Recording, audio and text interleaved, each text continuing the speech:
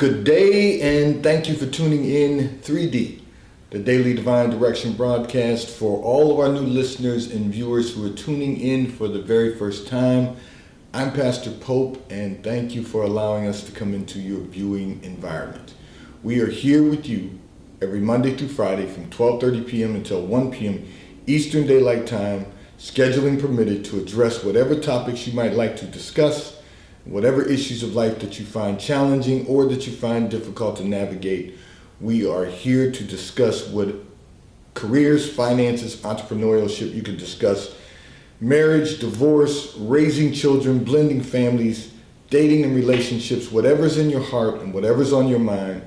God is concerned about that which concerns you. So you can call every day now on the T-Mobile caller text line at 267-992-1424.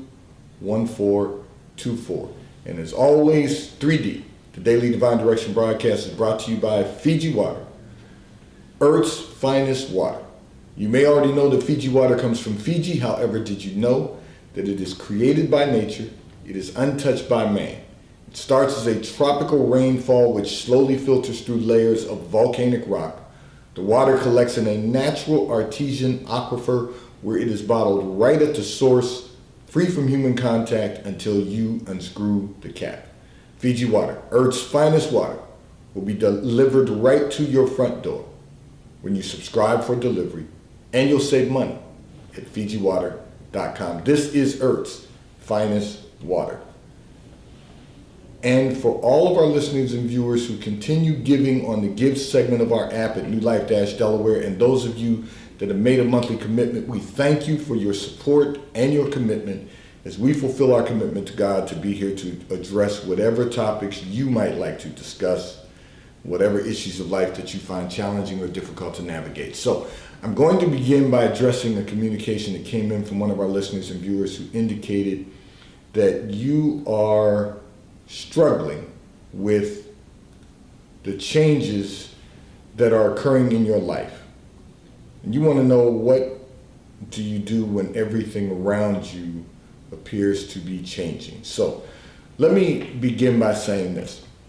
Even though you didn't go into any further detail in your communication, God allowed me to see in that secret place of your life. So you have filed for a divorce during the pandemic. You are now parenting as a single parent during the pandemic. You have been downsized from your employment during the pandemic. So yes, there's a lot of changes occurring in your life. The reality is that you have to control what God assigns you to control, and you have to, trust God and embrace the changes. It was your choice to file for a divorce. Now, everyone has their own choices to make in life, and I understand that. You made a decision that this is what you desire to do. Sometimes we have to revisit what it is that God wants us to do. You're now dealing with that, with everything else going on around you in the midst of a pandemic. The reality is that first and foremost, we have to trust God in every aspect of our lives. We really have to trust God. You can't trust your own decision-making process. You can't trust your friends to give you direction. You have to trust God to order your steps. But in order to trust God, you have to, first and foremost, enhance your relationship with Him. You have to really know that your relationship with God is going to allow you to be led by God, to be ordered by God. I was reading, in my daily studies, I was reading a scripture on yesterday or the day before, related to how, and you'll hear me talk about this in an upcoming Sunday sermon, but related to how the Lord said to those who cried out to Him and said, "Lord, Lord." And He said, "But I never knew you." And they said, "But, I prophesied in your name, and I laid hands and healed the sick in your name." And they laid out all the things that they had done. But the Lord then replied and said, but I never knew you. It's all about relationship. What's your relationship with God that's going to guide you through the journey of life that you're now on? And that's going to require you to have faith. That's going to require you to trust God beyond just saying, I believe in him. It's going to require you to trust him at another level and embrace the changes. So you know what it's like to be a parent. You've never been a single parent, but you know what it's like to be a parent. You're going to have to call on those skills as you navigate working with your children through this divorce and pandemic. You're going to really need to trust in the parenting skills that God has placed inside of you. And then through all of that, you're going to have to embrace the changes that are occurring. So you're going to be going into new employment, a new professional environment. You've got to trust God through that journey. You've got to focus on not just your own, we all have skills, we all have a skill set, we all have certain abilities to perform in whatever profession that we have pursued in our lifetime. But you're going to have to not depend on just your skills. You're going to have to trust God that the new environment that you're going to go into is going to afford you the opportunity to thrive. So you're going to have to trust God for that. And the divorce that you're going through, you're going to have to trust that God will give you the strength to go through the divorce that you've chosen to go through. And navigate the conversations that you're going to have with your children. The reason you made that choice. You're going to have to navigate all of that now. But you're going to have to trust God that whatever he's assigned for you, he will give you the strength to go through it. The great thing is that God never puts any more on us than we can bear. Sometimes we put more on ourselves than we need to bear. But even then, God will give you the strength to go through it. And one of the things I often say, and I'm going to say this to you, and I'm going to say this for the benefit of our other listeners and viewers also. Divorce is never pretty. It may be amicable, but it's never pretty, because there's always going to be the emotional change of going through divorce. You have to prepare yourself for divorce. You have to develop an exit strategy. You have to determine what divorce is going to look like for you moving forward before you make that decision. What does it look like for you? Are you ready for those changes? So you made a decision based on the emotions of where you are right now. You made a decision based on that without really examining what it would look like for you in the future. What does divorce look like for you as a single parent? What does divorce look like for you? And one of the things that we have to recognize is that marriage is a contract that you make between you, another party, and God. Divorce happens for a lot of reasons. And most of them, the most significant is that the person we marry isn't the person that God had appointed for our lives. We chose them for whatever reason. So now you're at this place where you have made a decision to be divorced, but you didn't go through the steps in your mind to prepare you for that. So now everything around you is changing. Marital status, parental status, employment status, yes. The only thing that hasn't changed is your health. So once again, we're gonna focus on language. So everything is not changing. However, there's significant change going on in your life. And you are going to have to navigate those changes by trusting God and embracing the change. Because you can't unring the bell. You can embrace the change and move forward and build a quality of life for yourself that will allow you to experience the fullness of God.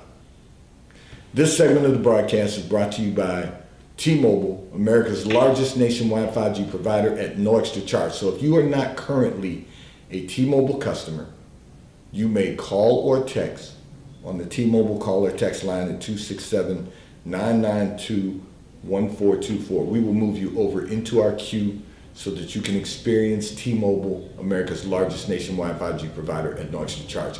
And if you auto pay by attaching a credit card to your account, you will receive a discount on your T-Mobile bill at T-Mobile, America's largest nationwide 5G provider at no extra charge.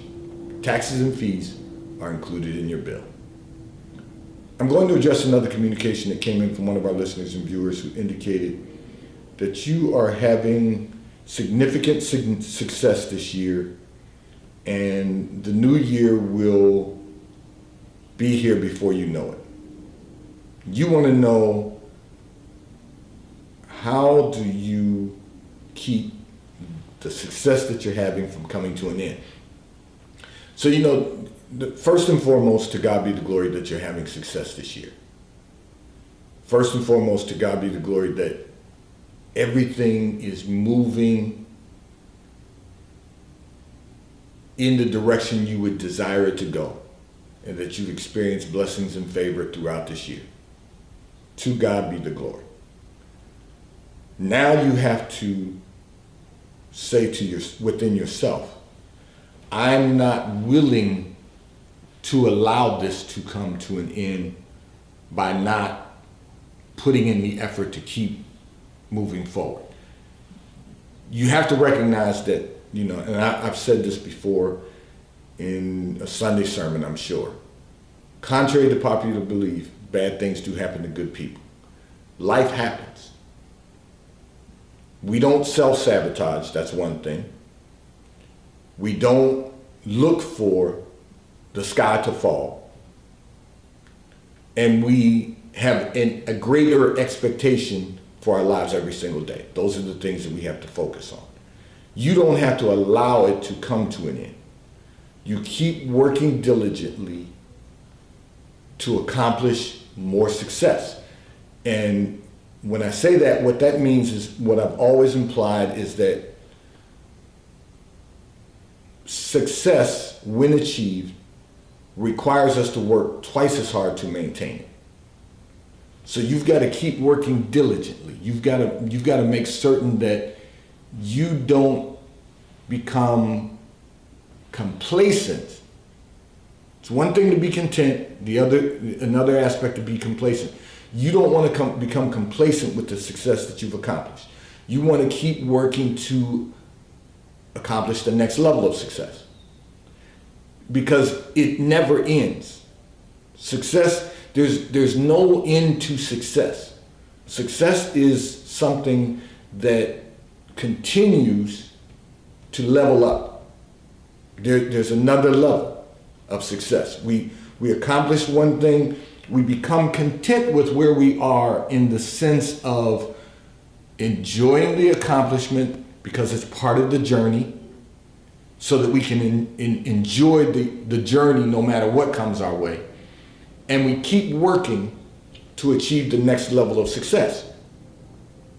So I'm going to walk us through the understanding of what success truly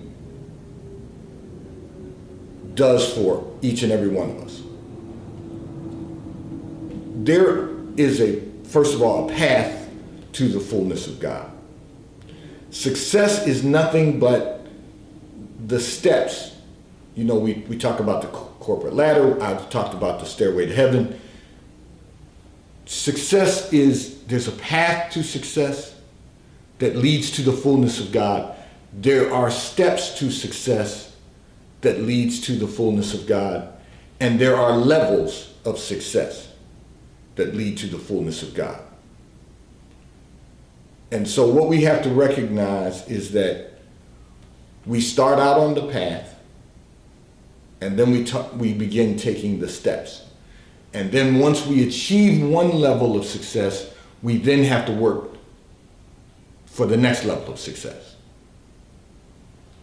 I encourage everyone, enjoy the journey by enjoying the steps of success that you accomplish. But there's no end to success until the Lord calls us home. We keep working to get to the next level. We keep working to accomplish the next level of success. And then once we accomplish a level, we have to work twice as hard. So we have to work more diligently. I'm not saying faster. I'm saying more diligently. We have to look at every component of our success that we have accomplished and say, how can I build on that? How can I? And that's the difference between getting to a place where we experience the fullness of God and to the place where we maximize the fullness of God. So how can I build on the success that I've accomplished? Not becoming complacent with our successes, and thinking, I've accomplished it all. There's no such thing, because God always has something greater for you, a greater expectation for you. When you accomplish one level of success, God has something much greater for you. So you have to work to get to the next level of success. God wants us to maximize the fullness of Him in our lives. So let me use this analogy. We often talk about pastors. We often talk about manifesting the fullness of God. Once you manifest, then you have the opportunity to experience. So there's this passage that says, "Oh, taste and see that the Lord is good." You have to experience the fullness of God before you can then, so you manifest the fullness of God by working to walking the path, walking in faith to accomplish success. And then we have to take the steps to the next level. So what we have to recognize is that God always has a greater expectation for us.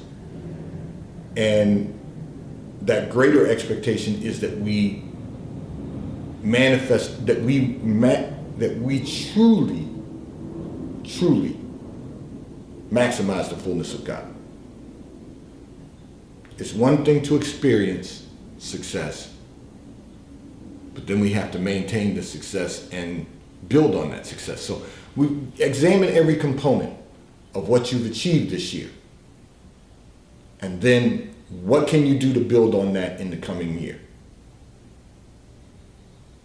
Every step of the way, enjoy the success you accomplish, but don't become complacent. Be content where you are until God reveals to you what you need to do to get to the next level of success. There's always going to be a new level. Until the Lord calls you home, until the day we leave this earthly dwelling, there's always going to be another level of success. And if you don't identify the next level of success, then that means your vision is too small. Because God has something greater for you, or you would no longer be here. None of us would. If we're still here, there's something greater God has purpose for each and every one of us. So you don't have to let this in. You don't have to let this year of success come to an end. See, and you know what's really interesting about that is you said you're having significant success this year, and we're in the midst of a pandemic. I mentioned this Sunday in the Sunday sermon in our church at New Life Christian Center, and I said, you know, there are people in our church who are, you know, renovating their homes, buying new homes, building new homes, all in the midst of a pandemic. There literally are people being blessed right before our eyes in the midst of a pandemic, when other people are saying, woe is me because we're in the midst of a pandemic. Everybody's level of faith is not the same. Everyone's level of success is not the same. We have to keep building to each level of our success. And you don't have to let it come to an end. Just make certain that you know going into the new year exactly what you want to accomplish. And work to that end. And work even harder than you've worked this year. Work even smarter than you worked this year. You know, effectively and efficiently and diligently. That is really going to be a key to getting to the next level of success, is being diligent. You know, it's challenging to find new methods, new strategy to enhance your success, to achieve the next level. It's challenging.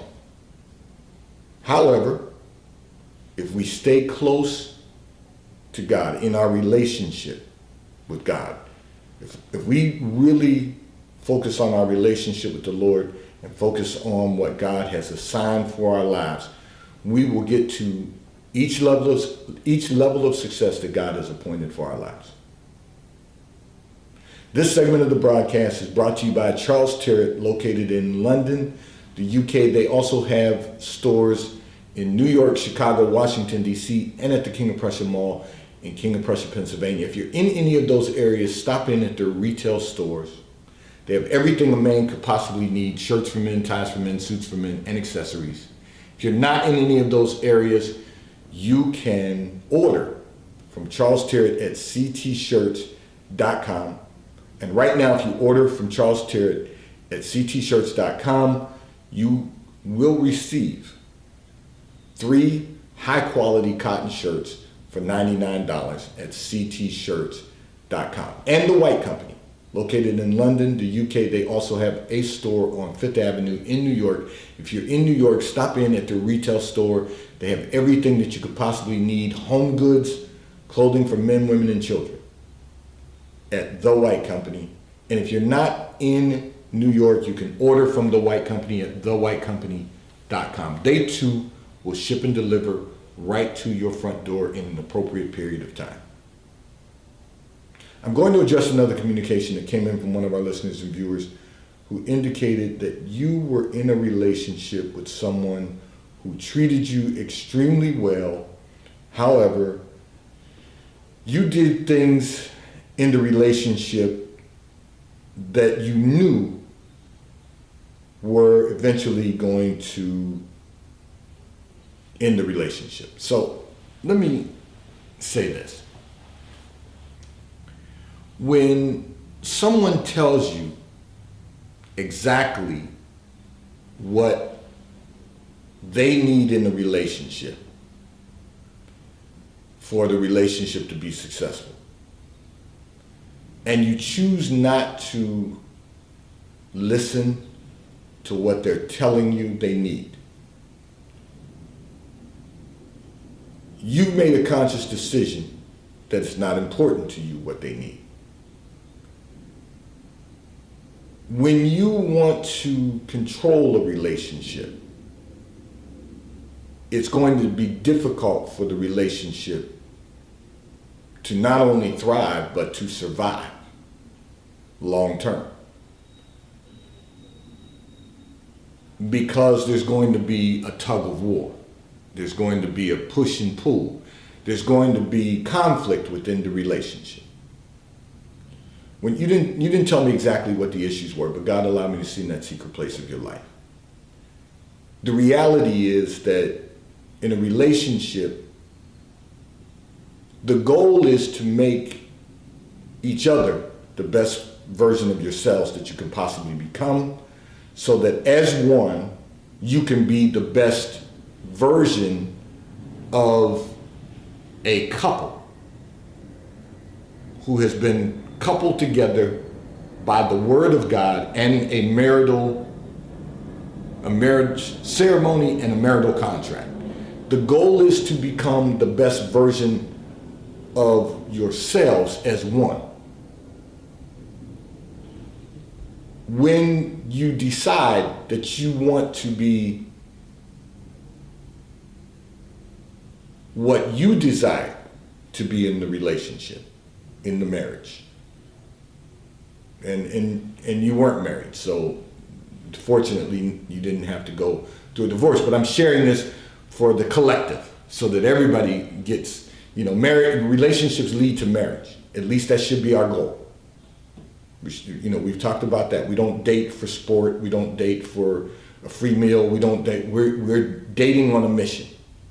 We develop relationships on a mission, and the mission is to eventually marry and build a quality of life together, the best quality of life that you can possibly achieve. The problem is that in the relationship, you have been taught by society that it's okay to be in control. Truth be told, nobody's really running anything. God is in control. If you're really united as a couple by God, God is in control of everything. So there's no reason to push and pull. There's no reason to tug of war. There's the spirit of unity and love. And you were in a relationship where someone was treating you extremely well. The things you were doing ended the relationship. So you basically understand that you have self-sabotaged the relationship, intentionally knowing that it wouldn't last. But you've done that because that's what you've always done. And that's why every relationship has ended, because you've wanted to be in control of every relationship, and yet every man that you have been in a relationship with is not the kind of man that you can control.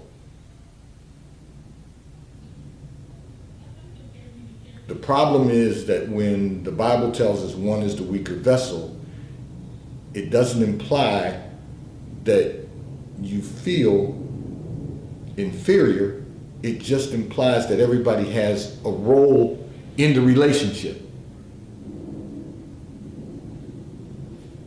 You have been taught by society, by family, by friends, that that is what you're supposed to do to ensure that you're not taken advantage of by any man. And that's why you've conducted every relationship the way you've conducted. You've been the conductor. You didn't want to play in the strings section. You didn't want to play in the percussion section. You wanted to be the conductor. And so the relationship came to an end. You have to decide what you want to do moving forward, because nothing can be changed about the relationships of the past. How are you going to build successful relationships in the future? Or how are you going to build a successful relationship in the future? And I suggest, based on what God has shown me about that secret place of your life, that you don't try to be the builder, that you form a bond and a relationship with someone that is willing to build with you, but that you stop trying to be the builder.